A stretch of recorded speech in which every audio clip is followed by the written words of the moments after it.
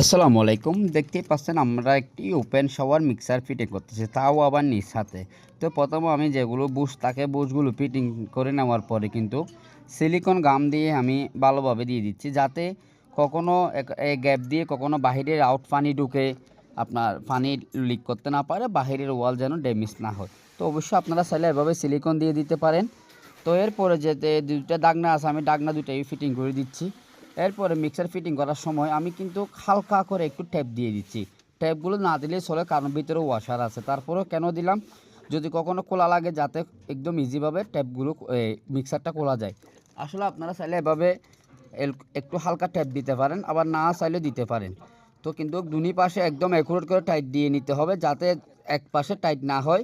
যদি এক পাশে টাইট হয় আপনার, তখন কিন্তু আপনার মিক্সারটা কিন্তু ভেঙে যাওয়ার সম্ভাবনা আছে।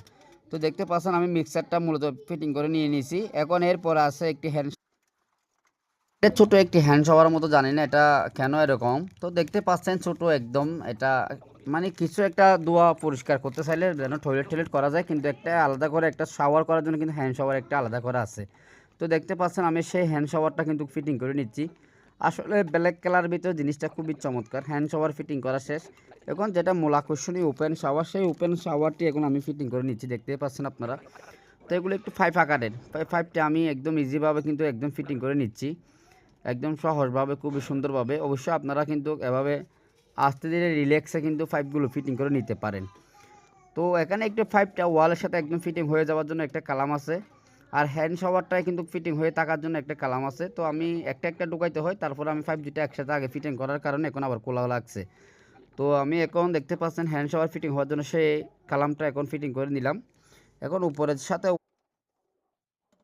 যে আকর্ষণীয় যেটা হ্যান্ড শাওয়ার আছে, সেই হ্যান্ড শাওয়ারটা এখন আমি ফিটিং করে নিচ্ছি। তো দেখতে পাচ্ছেন শাওয়ারের পাইপ যেটা আছে, পাইপটা কিন্তু একদম ফিটিং হয়ে যাওয়ার জন্য একটা কালাম আছে।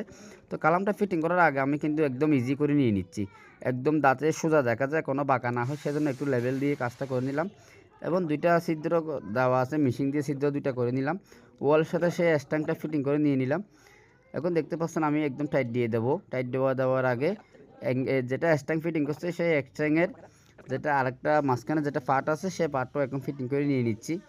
আসলে যারা আপনারা আমার এই ভিডিওটি দেখবেন, আসলে মিক্সারটা কি লাগানো আমার একদম সঠিক হয়েছে কিনা আপনারা একটু কমেন্টের মাধ্যমে জানাবেন। ভালো লাগলে অবশ্যই ভিডিওটি সবাই শেয়ার করে দেবেন, এবং ডাউনলোড করে চাইলে আপনারা আপনাদের টাইমলাইনে রেখে দিতে পারেন।